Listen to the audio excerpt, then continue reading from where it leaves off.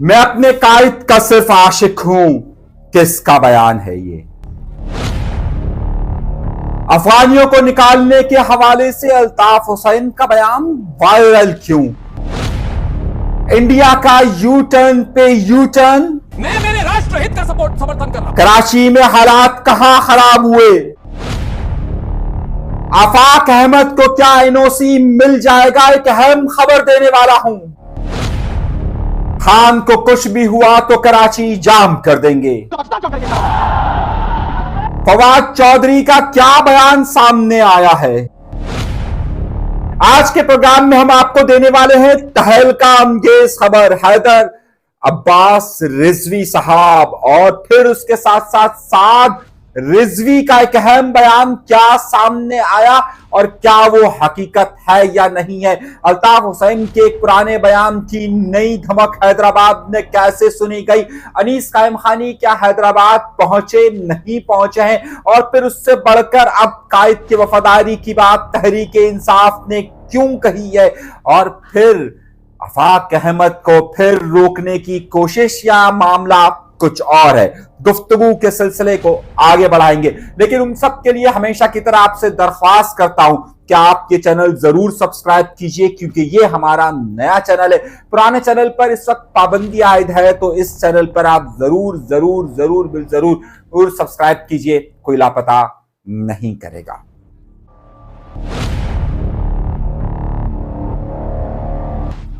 आइए अपनी गुफ्तगू के सिलसिले का आगाज करते हैं बहुत बड़ी बड़ी और अहम खबरों के साथ। सबसे पहली और एक अहम इतला कि जिसके बाद आज कराची शहर के अंदर तनाव की कैफियत मौजूद थी कि क्या साद हुसैन रिजवी साहब के साथ कोई वाकया ऐसा पेश आया है कि जो अफसोसनाक है। तहरीक लब्बैक के सरबरा और तहरीक लब्बैक ने लाहौर से इस्लामाबाद के मार्च का ऐलान किया था और गुज़िश्ता रात को मुरीद के पर उनका मार्च रुका हुआ था। रात गए वहां ऑपरेशन का सिलसिला शुरू हुआ और फिर कुछ ऐसी अफवाहों ने गर्दिश करना शुरू किया कि साद रिजवी को कोई हामिया पेश आया, उन्हें गोलियां लग चुकी है, लेकिन अब तक इसकी कंफर्मेशन नहीं हुई है। अलबत्ता यह जरूर हुआ है कि तहरीक लब्बैक पाकिस्तान ने पूरे पाकिस्तान के अंदर होने वाले अपने मुजाहिरों को समेट लिया है और उन्होंने कहा है कि इतवार के रोज दाता दरबार पर वो तमाम लोग मौजूद होंगे।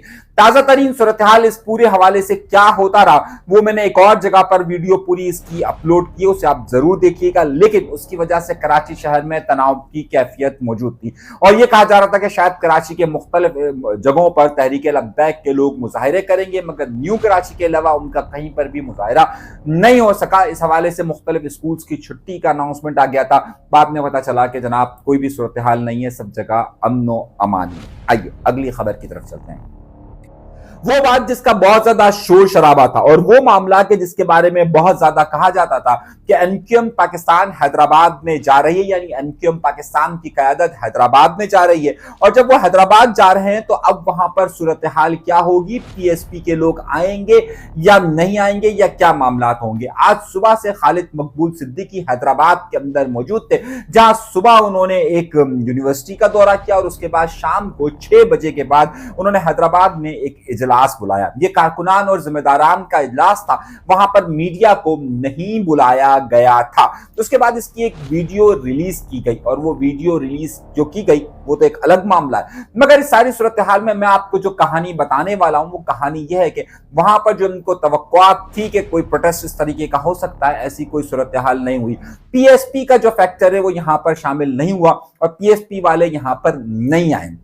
जो एमक्यूएम पाकिस्तान और जो डॉक्टर फारूक सत्तार वाला फैक्टर है वो वहां पर मौजूद था, लेकिन किसी भी जगह पर वहां पर पीएसपी के फैक्टर ने ना सिर्फ शमूलियत की बल्कि वो लोग जो उनके कुछ लोग हैं वो लोग वहां पर नहीं आए। अलबत्ता शाम के वक्त एक वीडियो वायरल होना शुरू हो गई कि जिसमें अनीस कायम खानी के नारे लगाए जा रहे थे हैदराबाद के अंदर।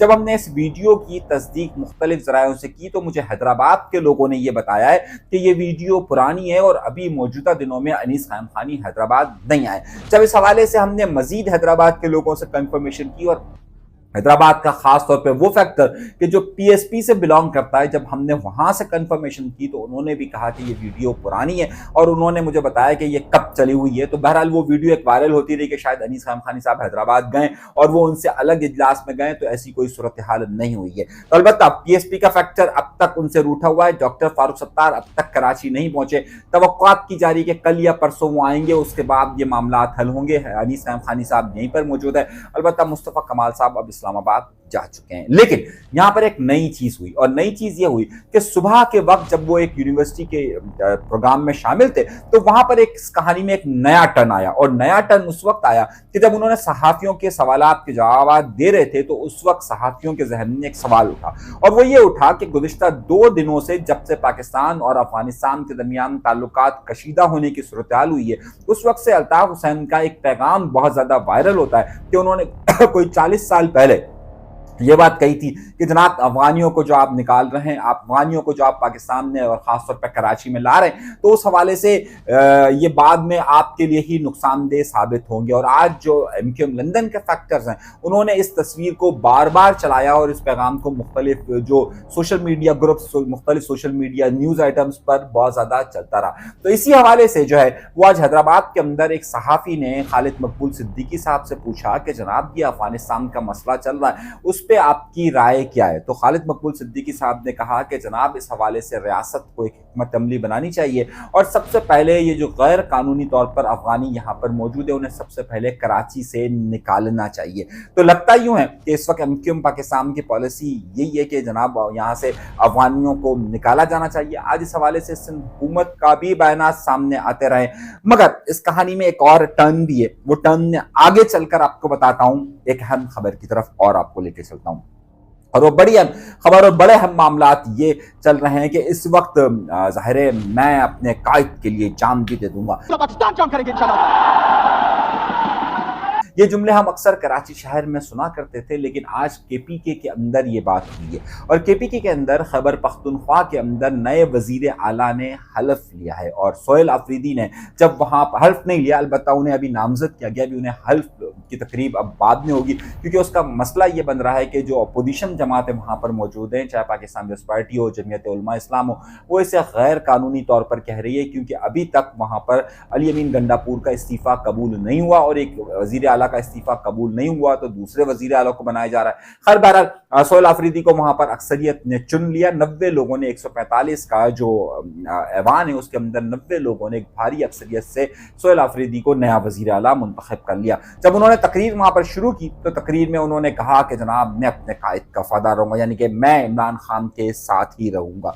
बहरहाल उनकी जो तकरीर थी उससे एक हट कर मैंने आपको याद होगा कि अली अमीन गंडापुर इससे भी ज्यादा सख्त तकारीर जो है वो सूबाई असेंबली के इस प्लेटफॉर्म से कर चुके हैं। तो तकरीरों की हद तक तो सही है, आगे चलकर क्या मामलात होंगे, क्या सूरत हाल होगी, वो आगे का वक्त बताएगा और आगे के हालात की तरफ इशारा होगा कि आगे होने वाला क्या है। खैर यहां तक मामलात एक तरफ है।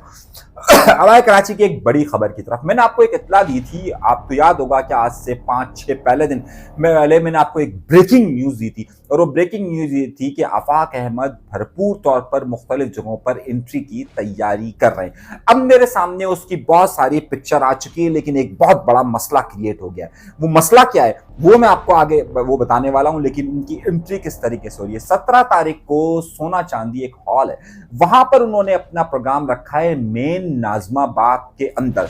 ये फर्स्ट टाइम होगा कि आफाक अहमद साहब की जमात नाज़माबाद यानी डिस्ट्रिक्ट सेंट्रल के अंदर अपना प्रोग्राम रख रही है, इस जगह पर यानी कि नाज़माबाद पर।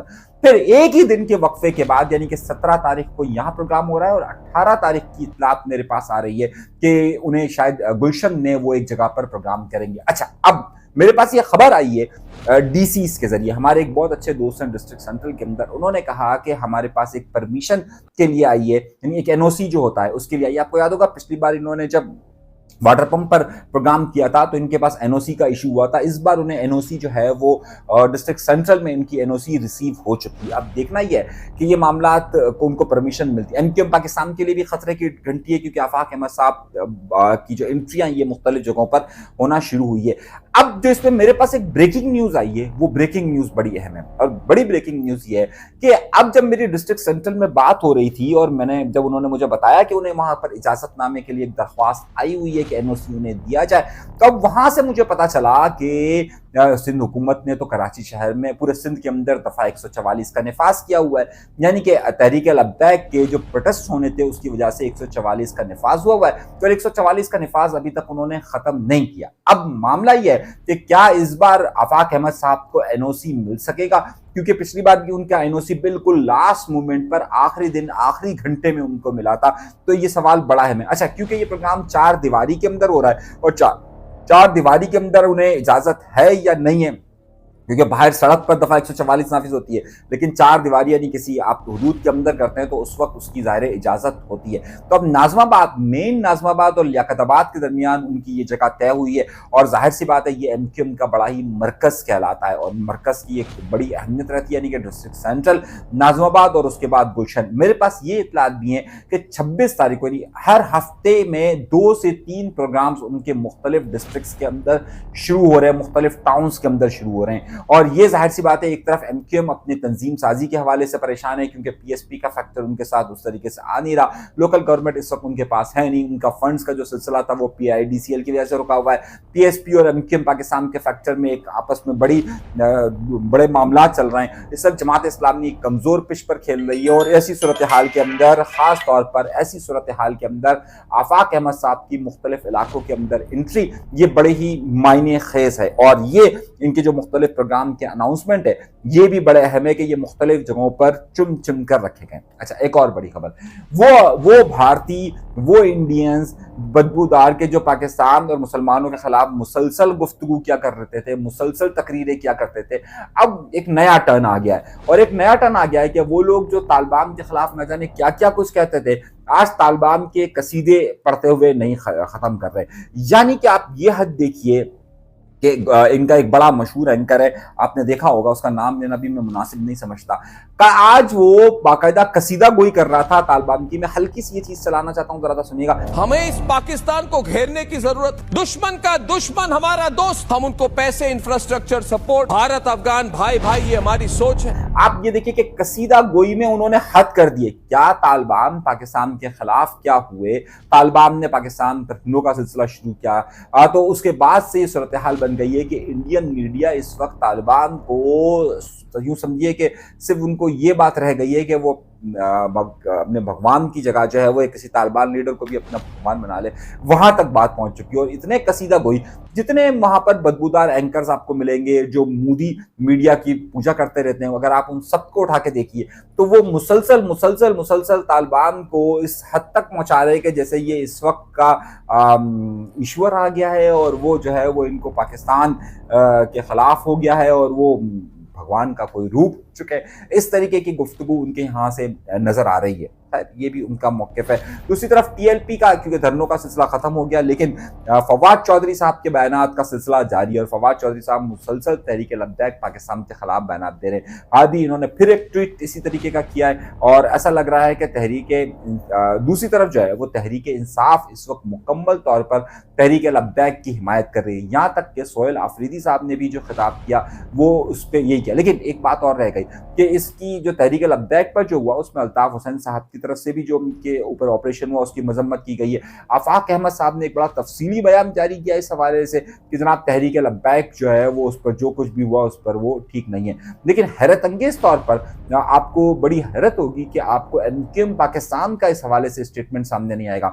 जमीयत उलमा इस्लाम, जमात इस्लामी तहरीक लब्बैक के हवाले से बयानात दे चुकी। अल्ताफ हुसैन साहब का बयान आया, एमक्यूएम पाकिस्तान का बयान का इंतजार रहा, आफाक अहमद साहब का बयान आया। पाकिस्तान पीपल्स पार्टी तो बहरहाल इस वक्त क्योंकि हुकूमत का हिस्सा है और वो तहरीक लब्बैक के अपने आप को मुखालिफ समझती है, तो बहरहाल उनका तो बयान इस हवाले से नहीं आया। लेकिन बाकी तमाम लोगों का बयान है, और तहरीक इंसाफ बढ़ चढ़ कर इस वक्त तहरीक लब्बैक पाकिस्तान के मौक़िफ़ की हिमायत करती हुई नजर आ रही है। यहाँ तक कि जिस तरह मैंने आपसे कहा कि सूबाई असम्बली में सोहेल आफरीदी ने उस हवाले से भी गुफ्तगू की है, ये भी बड़ी अहम चीज़ हुई है। तो अभी तक जो आज शहर के हालात रहे, अब तक की जो बड़ी बड़ी खबरें थी और जो मेजर खबरें थी वो मैंने आपको दी है, और इस बात की फिर आपसे दरख्वास्त करते हैं कि जनाब आपको चैनल सब्सक्रिप्शन का बटन ज़रूर दबाइएगा, घबराइए नहीं, डरिएगा नहीं, कोई लापता नहीं करेगा।